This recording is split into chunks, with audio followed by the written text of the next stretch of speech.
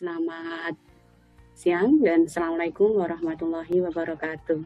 Salam sejahtera buat kita semua. Pada kesempatan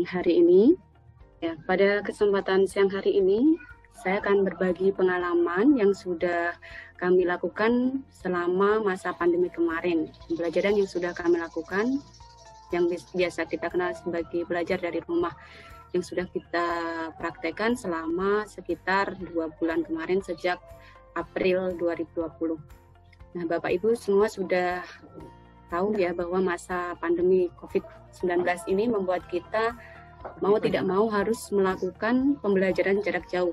Pembelajaran jarak jauh ini bisa kita lakukan dengan luring, dengan daring, maupun dengan kombinasi. Tapi kita semua sudah tahu bahwa untuk di daerah kita yang di daerah 3T, seperti yang sudah Ibu Nani bilang tadi, ada di SDN Lawinung, Nusa Tenggara Timur, tepatnya di Kabupaten Sumba Timur, kami tidak bisa melakukan pembelajaran daring maupun pembelajaran kombinasi daring dengan luring. Jadi kita melakukan pembelajaran luring dengan media LKS selama masa pandemi. Nah, kira-kira apa yang melatar belakangi? Bapak Ibu bisa mengikuti, nanti semoga bisa kita ambil manfaatnya sama-sama ya Bapak Ibu. Bisa dilanjutkan. Jadi latar belakang yang pertama itu karena jelas di daerah 3T kita tidak mungkin bisa melakukan pembelajaran daring. Perlu Bapak Ibu ketahui ya, walaupun sudah banyak yang tahu, tapi sedikit saya informasikan bahwa kami di daerah 3T itu kita tidak punya fasilitas atau media semacam gadget, komputer dan sebagainya, dan sinyal internet jelas juga sangat minim, hanya ada berapa di titik-titik tertentu.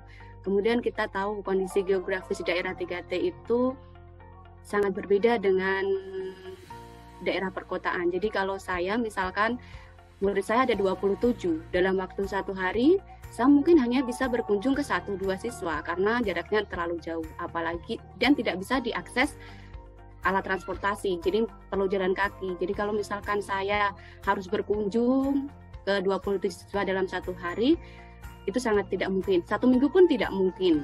Seandainya berkunjung itu kita membuat yang namanya pos belajar. Nanti jadi kita akan jelaskan ke bawahnya. Kemudian masyarakat atau orang tua wali, kemarin kan kita di 2 minggu pertama itu kita dikasih tahu bahwa anak-anak sama guru harus dirumahkan. Anak-anak belajar di rumah, guru bekerja di rumah. Ternyata 2 minggu pertama yang sebelum kita ada perpanjangan, anak-anak justru bermain. Kemudian pergi ke Padang, tidak ingat waktu, bermain ke tempat saudara. Pokoknya dia menganggap itu liburan, bukan belajar di rumah. Jadi karena hal itulah akhirnya kami dengan bersama di sekolah merumuskan permasalahan. Bisa dilanjut.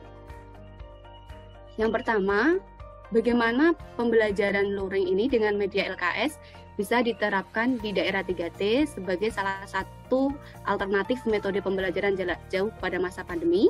Kemudian yang kedua, apakah pembelajaran luring dengan media LKS ini berpengaruh pada perkembangan aktivitas peserta didik di daerah 3T selama masa pandemi. Nah, jadi tujuannya yang kami lakukan selama ini adalah yang pertama, bisa dilanjut. Jadi di sini nanti kita akan tahu mendeskripsikan, kita akan tahu bagaimana proses yang kita lakukan selama ini, proses pembelajaran luring dengan media LKS selama masa pandemi. Kemudian kita juga akan tahu bahwa pembelajaran luring dengan media LKS ini bisa kita gunakan untuk mengetahui perkembangan aktivitas peserta didik selama masa pandemi. Selanjutnya, nah manfaat. Jadi di sini saya yakin Bapak Ibu juga sudah melakukan berbagai upaya selama masa pandemi, tapi izinkan kami berbagi pengalaman, barangkali bisa diambil manfaat untuk para Bapak Ibu guru semua. Pembelajaran ini bisa digunakan sebagai salah satu strategi alternatif yang bisa diterapkan di daerah yang tidak ada internet. Untuk peserta didik tentu ini menjadi pengalaman belajar yang baru karena berbeda dengan belajar biasa pada umumnya, dan bagi sekolah juga bisa digunakan sebagai salah satu solusi dan masukan dalam pembelajaran terhadap peserta didik pada masa pandemi. Dan untuk Bapak Ibu semua serta para pembaca bisa digunakan juga sebagai referensi dalam melakukan strategi yang bisa dikembangkan lagi selama masa pandemi nanti. Kalau masih belum berhenti ya Bapak Ibu. Selanjutnya, nah ini sudah tahu semua ya bahwa pembelajaran luring itu pembelajaran yang sama sekali tidak menggunakan jaringan internet maupun intranet. Kemudian daerah 3T semua Bapak Ibu juga sudah tahu merupakan daerah tertinggal, terdepan, dan terluar Indonesia. LKS sendiri semua Bapak Ibu guru juga sudah sering menggunakannya ketika dalam kegiatan pembelajaran, merupakan bahan cetak yang berisi materi ringkas dan petunjuk pelaksanaan tugas yang harus dikerjakan peserta didik dan memberikan kemudahan ke peserta didik. Jadi tujuannya adalah bisa memberikan kemudahan peserta didik dalam memahami materi yang diajarkan. Bisa dilanjutkan. Nah, langkah-langkah yang kami buat, yang pertama adalah perencanaan. Di sini begitu kita mendapat kabar bahwa perpanjangan untuk belajar di rumah itu dilakukan pada awal April kalau tidak salah saat itu. Jadi kita sudah ancang-ancang, jangan sampai ini diperpanjang terus, bukan malah berhenti. Jadi kita dari tim sekolah langsung mengadakan rapat perencanaan, tapi rapatnya tetap kita protokol kesehatan ya Bapak Ibu. Jadi tetap pakai masker, jaga jarak, kita juga tidak salaman, sudah tidak salaman. Di situ kita melakukan perencanaan apa yang harus kita lakukan ini kalau seperti ini terus, karena anak-anak itu harus tetap belajar. Nggak mungkin kan kita membiarkan anak-anak, apalagi di daerah 3T yang kita masuk setiap hari saja, banyak hal yang kita banyak kendala lah yang kita rasakan, apalagi ini harus di rumah. Jadi kita berpikir keras bagaimana supaya kita bisa tetap memastikan bahwa anak-anak ini belajar. Di situ ada pembagian tugas mulai dari penanggung jawab sampai dengan penanggung jawab wilayah. Jadi kami dari sekolah berkoordinasi dengan pemerintah desa, saat itu kepala sekolah ya yang menghubungi kepala desa untuk meminta ketua RT atau relawan yang bersedia menjadi pos belajar. Jadi karena tadi kita kan tidak mungkin berkunjung ke satu rumah. Jadi kita ada semacam pos belajar di daerah di dusun-dusun tertentu. Nah, di pos belajar itu nanti berisi 2 sampai 5 siswa. Jadi kita kalau melakukan kunjungan itu maksimal 5 siswa karena aturan di sini, aturan dari desa di situ alhamdulillah masyarakat menyambutnya dengan baik. Jadi ketua RT ada relawan yang bersedia. Jadi nanti dia akan mengambil LKS yang dari sekolah, kemudian membaginya ke anak-anak, kemudian nanti akan mengumpulkannya lagi ke sekolah untuk diperiksa oleh guru. Pembagian wilayah pos belajar, kami ada beberapa tempat, ada Lawinu, Tama, Tiring, Woto Ahu, Kawiyah, ada sekitar 5. Nah, dari guru sendiri, jelas ya kalau guru ini setiap melakukan perencanaan pasti akan membuat perangkat pembelajaran sama membuat media LKS. Sedangkan teknik pelaksanaannya, di sini saya tuliskan sedikit nanti karena di belakang akan dijelaskan lagi. Ada persiapan, pembagian LKS, kemudian bimbingan melalui kunjungan rumah, pemeriksaan hasil siswa. Nah, pemeriksaan hasil kerja siswa inilah yang akan kita gunakan untuk refleksi. Nanti yang akan kita lihat sejauh mana anak melakukan pembelajaran di rumah. Di situ nanti kita akan memeriksa siswa mana saja yang perlu lebih banyak bimbingan. Dari situ nanti yang akan kita bahas. Jadi kita akan tetap memberikan umpan balik. Jadi tidak hanya sekedar ini kasih lembar kerja sudah selesai, tidak, tetapi guru tetap memberikan umpan balik sehingga tahu perkembangan siswa. Bisa dilanjutkan? Nah, ini untuk pembuatan media LKS ya Bapak Ibu, semua sudah tahu, tapi di sini saya hanya mengingatkan kembali, saya hanya mengungkapkan beberapa yang perlu kita perhatikan. Yang ini yang saya gunakan ketika saya membuat LKS. Yang pertama, menyesuaikan tema. Meskipun kita di sini tidak mementingkan hasil, tetapi paling tidak kita tetap menyesuaikan tema yang ada pada kurikulum. Kalau saya kebetulan kemarin masuk ke tema 8. Kemudian yang kedua ada petunjuk yang jelas. Petunjuk ini bisa petunjuk soal maupun petunjuk bagaimana penggunaan LKS itu terhadap orang tua maupun terhadap siswa. Petunjuk kenapa harus jelas? Karena di sini kan siswa itu belajar sendiri di rumah, guru tidak mendampingi, dan orang tua saya yakin juga pengetahuannya belum banyak yang bagus. Sebagian kan rata-rata kalau kita di daerah 3T sudah bisa baca saja, bersyukur orang tuanya. Jadi karena benar-benar ini hanya akan mengandalkan kemampuan anak, jadi petunjuknya yang jelas supaya anak tidak bingung. Bahasa yang mudah dipahami. Di sini tentu berbeda ya Bapak Ibu, untuk bahasa yang ada di Sumatera maupun bahasa kita yang ada di Timur. Itu mungkin berbeda dari segi susunan atau apa untuk keseharian anak. Tapi tetap kita gunakan bahasa baku, cuma yang mudah dimengerti anak. Jadi mudah dipahami, instruksi-instruksi yang ada di lembar kerja itu anak paham. Pendekatan saintifik. Walaupun kita tidak bisa maksimal menggunakan pendekatan saintifik, tetapi tetap kita usahakan semampu kita supaya anak-anak itu tetap mendapatkan hal yang banyak, maksudnya hal yang tidak hanya sekedar itu saja, maksudnya hanya sekedar misalkan bacaan, selesai, itu tidak. Dikaitkan dengan keseharian anak. Jadi di situ kalau kita membuat teks, kita kaitkan misalkan kejadian faktual atau terkini, contohnya tentang COVID-19. Itu penting Bapak Ibu kalau di tempat kami, karena tidak ada TV, tidak ada radio, tidak ada internet. Orang tua nggak dapat informasi apapun tentang COVID-19. Jadi sekalian juga ini bisa menjadi media informasi juga buat mereka.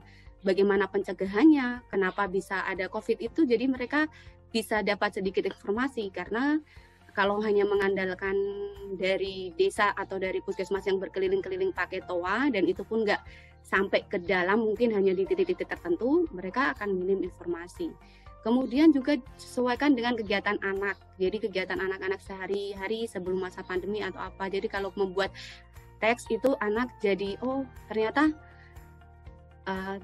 kegiatan saya itu bisa ya jadi bacaan atau apa. Jadi anak-anak menjadi lebih semangat untuk belajar. Memperhatikan alokasi waktu, jelas ya Bapak Ibu, ini harus diperhatikan. Jangan sampai waktu 1 minggu kita kasih anak tumpukannya tebal, nanti yang ada anaknya bukan belajar tapi stres ya, sudah di rumah terus ini dikasih tumpukan banyak sekali, jadi anak-anak malah nggak mau belajar. Sudah, kalau di tempat saya dibakar itu buat apa, buat api itu ya, buat bikin api dapur itu nanti. Jadi kita sesuaikan kalau 1 minggu berapa kira-kira yang mampu anak kerjakan. Dan jangan juga langsung 1 bulan dikasih sekali, tidak. Tapi misalkan kita buat per minggu. Jadi anak-anak, oh ternyata harus menyelesaikan sekian. Desain yang menarik. Desain ini pun berbeda karakteristik siswa saya dengan siswa Bapak Ibu. Kalau di tempat saya cukup dengan warna, kemudian ada gambar-gambar, dibuat buklet, itu anak-anak udah, bagus-bagus, sudah seperti itu. Tapi mungkin di tempat Bapak Ibu menyesuaikan ya. Bisa dilanjutkan. Nah, ini contoh LKS yang saya buat, ini di tema 8. Di situ ada petunjuk untuk orang tua atau wali dalam pembelajaran di rumah. Jadi LKS ini dibagi menjadi 6 aktivitas yang memang distandarkan untuk belajar selama 6 hari. Dan sampai ke bawah di situ ya, ada jadwalnya juga. Di jadwal itu kenapa harus selalu diselipkan, supaya anak-anak dan orang tua itu selalu ingat bahwa jadwal mereka itu setiap hari ya belajar seperti itu. Dilihat di situ, selain bisa membaca buku pegangan atau buku yang lain, juga mengerjakan LKS yang sudah diberikan. Bisa dilanjutkan. Nah, ini misalkan kita menggunakan bahasa, kalian bisa membaca teks tentang virus corona bersama dengan orang tua, adik, kakak, dan keluarga yang ada di rumah. Jadi itu saya pastikan ini anak-anak tahu maksudnya. Jadi dia pasti akan ajak paling tidak entah kakaknya, entah orang tuanya, supaya mereka juga mendapatkan informasi tentang apa itu COVID-19, bagaimana pencegahannya dan sebagainya, itu mereka bisa dapat. Kadang justru anaknya yang baca keras-keras, orang-orang keluarganya ikut mendengarkan. Kemudian ada gambar dan warna-warni yang dibuat seperti itu. Ini secara tidak langsung sebenarnya kan saya ingin membuat cara pencegahan supaya anak-anak tahu gimana cara mencegah. Kita buat gambar. Jadi dia akan menuliskan dengan bahasanya sendiri. Walaupun dia sudah mendapatkan informasi dari sana, dari bacaan. Kita lanjutkan. Nah, ini dikaitkan dengan keseharian anak, contohnya di sini, di teks rasi bintang. Jadi saya ingin memberitahu anak bahwa bintang yang kalian amati setiap malam itu ada yang namanya rasi. Jadi nggak hanya bilang, itu loh bentuknya seperti salib, bentuknya seperti layang-layang. Nah, di situ saya melihat anak-anak kalau sebelum pandemi itu, dia sering main sama temannya di rumah siapa, lihat bintang-bintang di langit. Saya buat teks di situ, dan ternyata memang mereka lebih bisa ketika disuruh menjawab siapa tokohnya, karena tokohnya mereka sendiri, bagaimana sifatnya, gimana. Jadi karena dekat dengan anak, jadi mereka tidak susah, tidak mengalami kesusahan. Dilanjutkan. Ya, selanjutnya. Nah, ini teknis pelaksanaannya. Jadi yang pertama, itu guru melakukan persiapan di sekolah. Nah, untuk LKS atau lembar kerjanya itu kita siapkan pada hari Sabtu. Biasanya pada hari Sabtu sebelum masuk hari Senin ya, di Sabtu itu kita sudah siapkan, bisa cetak di rumah atau di sekolah. Kemudian di hari Senin itu, masing-masing guru yang penanggung jawab wilayah, misalkan saya di bagian Mutu Ahu, jadi dari kelas 1 sampai kelas 6, saya dikumpulkan jadi satu untuk wilayah ini. Kemudian yang di sini juga 1 sampai kelas 6 dikumpulkan di wilayah ini. Nanti bagian dari RT atau relawan yang masing-masing wilayah itu dia akan mengambil untuk dibagikan kepada peserta didik. Tapi kadang anak-anak itu kalau yang semangat, mereka sudah nunggu di pos belajar tuh buat ambil lembar kerjanya. Karena saking semangatnya kan sudah kangen kan, pengen sekolah begitu kan. Nah, apa yang guru lakukan? Guru juga membantu di sekitar tempat tinggal guru. Jadi kita juga bantu distribusi yang ada di sekitar tempat. Nah, nanti anak-anak akan mulai mengerjakan itu di malam hari, di hari Senin, Selasa. Nah, guru mulai berkunjung, memberikan bimbingan di hari Selasa sampai dengan Sabtu. Nah, di situ untuk pertama kali maka harus dikunjungi semua. Semuanya harus mendapatkan kunjungan karena akan mendapatkan informasi dan juga bimbingan untuk pertama kali. Jadi dipastikan untuk pertama kali itu mereka akan mendapatkan kunjungan. Kemudian setelah itu untuk yang seterusnya sesuai jadwal tapi juga kondisional, akan kerjaan siswa itu kita akan petakan siswa-siswa mana yang harus paling membutuhkan penguatan dari guru, itu yang akan kita kunjungi terlebih dahulu. Tetapi di sini bukan berarti kita membiarkan siswa yang sudah bisa itu tidak, hanya saja mereka yang kesusahan itu mendapatkan perhatian lebih dulu daripada yang tidak mengalami kendala. Nah, dari situlah dari setiap hasil kerja yang kita periksa, itu kita bisa peroleh kira-kira di bagian mana siswa ini mengalami kendala atau hambatan. Itu salah satu contohnya kunjungan rumah, karena orang tua itu, kalau kita datang itu biasanya disuruh di luar, katanya biar terang. Nah, itu salah satu contohnya. Di atas tetap kita pakai protokol kesehatan ya Bapak Ibu. Jadi kalau kita sebagai guru tidak kasih contoh, nanti anak-anaknya pasti akan meniru kita yang kurang baik. Bisa dilanjutkan.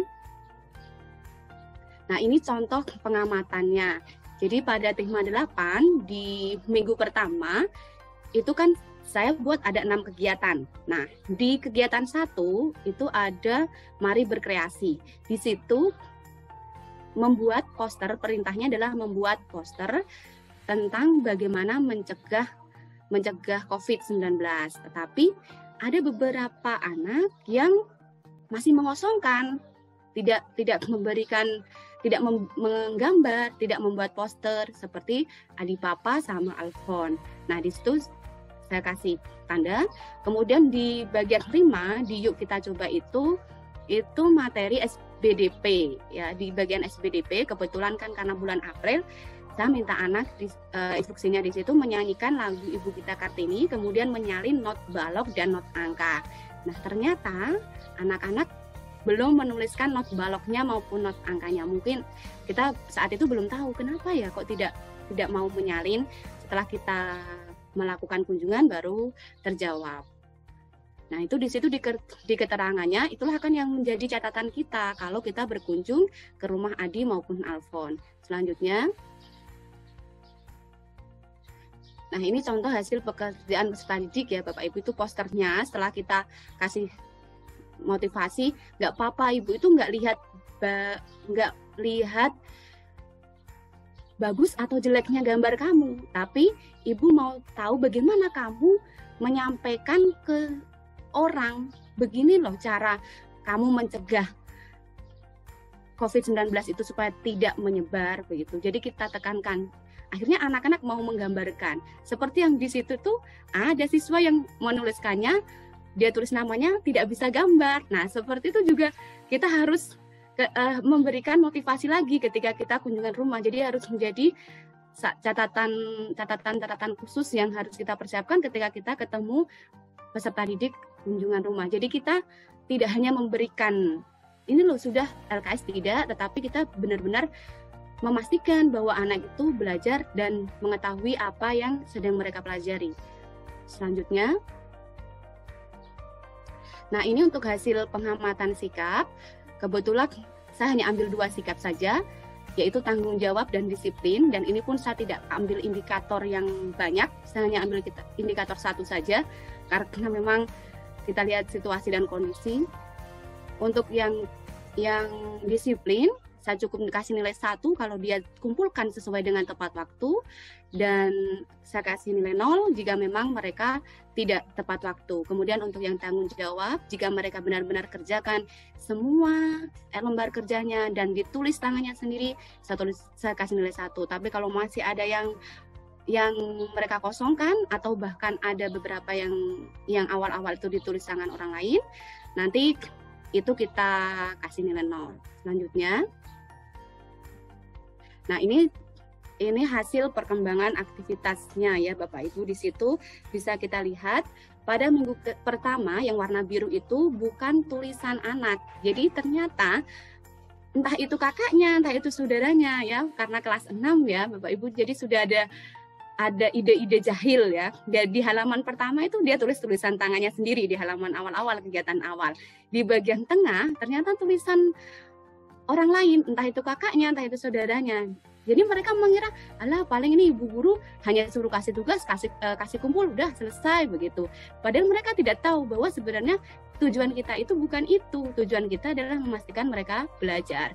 Kemudian untuk kelengkapannya itu sekitar 26% sudah ada yang sudah lengkap, bagus. Tapi masih ada yang beberapa itu yang sekitar 59% itu ya Bapak Ibu, dia masih ada 1-3 aktivitas yang mereka kosongkan. Nah di minggu kedua, ini kok nggak ada yang lengkap ya di minggu kedua. Nah kebetulan di minggu kedua itu lembar kerjanya tentang bangun ruang. Jadi anak-anak itu disuruh menggambarkan jaring-jaring, ternyata masih kesulitan. Jadi masih banyak yang kosong atau diisi tapi salah. Jadi makanya di situ tidak lengkap untuk yang minggu kedua. Tapi sudah berkurang untuk yang tulisan anaknya, karena yang tulisan orang lain tadi maksud saya. Karena kita sudah kasih pengertian ke anak, ke orang tua, bahwa tujuan guru memberikan media ini bukan hanya untuk sudah sekedar kumpul, tidak.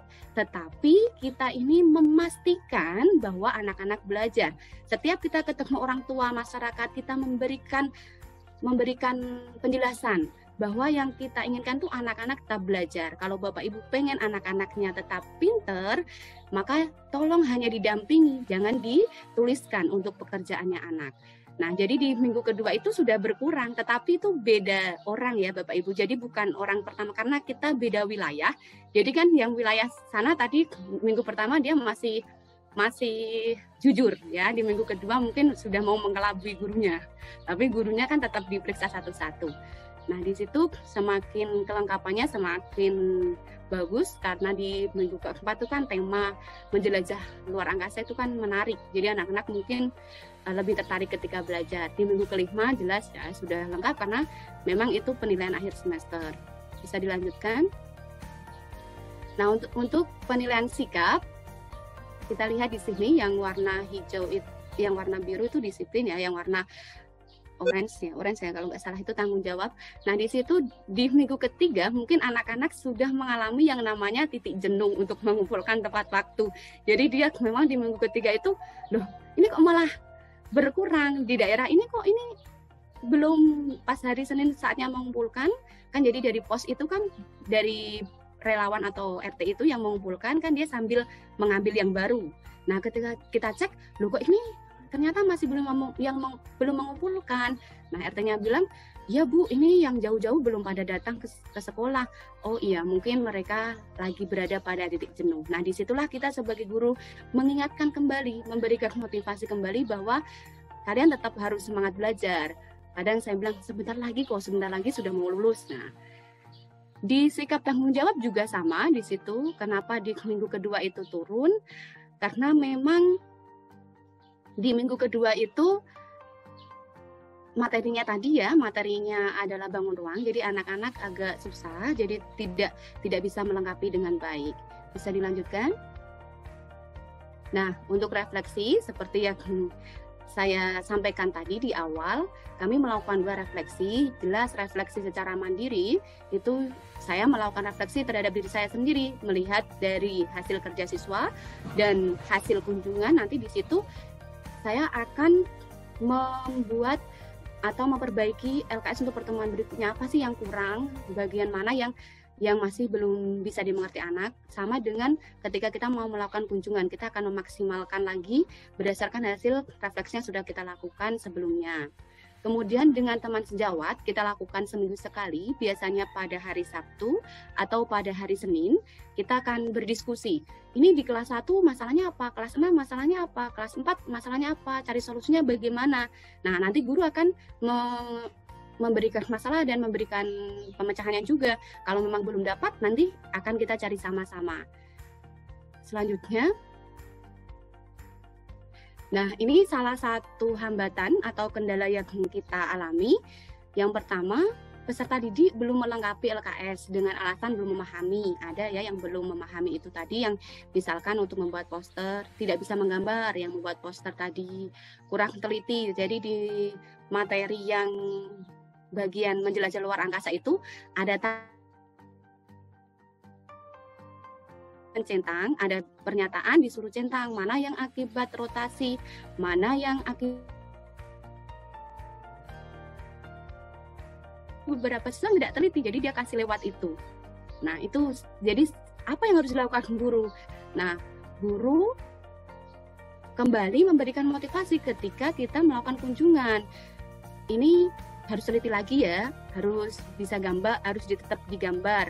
Kalau yang malas menulis, tetap tuliskan sesuai dengan bahasa kamu. Tidak harus bagus, tetapi apapun yang ingin kamu tuliskan, tulis. Jadi yang masih banyak tuh karena waktu itu materi SBDP di bagian tari kan saya menyuruh anak untuk menuliskan pengalaman melakukan tari kabungkang ketika ekstra. Nah itu ternyata banyak ada anak yang belum menuliskan beberapa. Saya tanya, kenapa nggak dituliskan? Ibu, saya malas ikut tari, saya malas juga untuk tulis. Nah, misalkan begitu. Nah, jadi dari setelah kita kasih semangat, tidak boleh begitu. Kalau walaupun kamu amati, kamu tuliskan apa saja gerakannya, bagaimana itu alat-alat yang dipakai, alat musiknya apa, digunakan saat apa itu. Nah, itu kita sebagai guru harus memberikan motivasi supaya anak-anak tetap mau menuliskan. Kemudian pekerjaan bukan hasil tulisan tangan sendiri, sudah saya singgung tadi sedikit ya. Jadi kita tetap melakukan pendekatan kepada siswa, kepada orang tua, kepada masyarakat bahwa lembar kerja yang kita berikan bukan hanya sekedar ini tugas selesai kumpulkan, tidak, tetapi sebagai media yang digunakan anak-anak untuk memastikan bahwa anak-anak itu belajar di rumah meskipun mereka harus tetap di rumah pada masa pandemi. Selanjutnya, nah untuk kesimpulan yang dapat kami peroleh, yang pertama, pembelajaran luring dengan media LKS ini dapat diterapkan di daerah 3T pada masa pandemi COVID-19 dan juga bisa digunakan untuk mengetahui perkembangan aktivitas belajar peserta didik. Untuk sarannya, pembelajaran luring ini bisa digunakan sebagai salah satu alternatif strategi pembelajaran untuk Bapak Ibu yang tidak ada jaringan internet. Nah, selanjutnya, oh ya, sudah selesai ya Bapak Ibu, izinkan saya berpantun. Biasanya saya sama anak-anak suka sekali buat pantun, dan selalu di bait pertama kedua itu anak-anak buatnya seperti itu. Ya, bertamu di Pulau Sumba, pasti suguhannya itu sirih dan pinang. Buat Bapak Ibu semua, terima kasih dan semoga terkenang. Sekian dari saya, kurang lebihnya mohon maaf. Wassalamualaikum warahmatullahi wabarakatuh.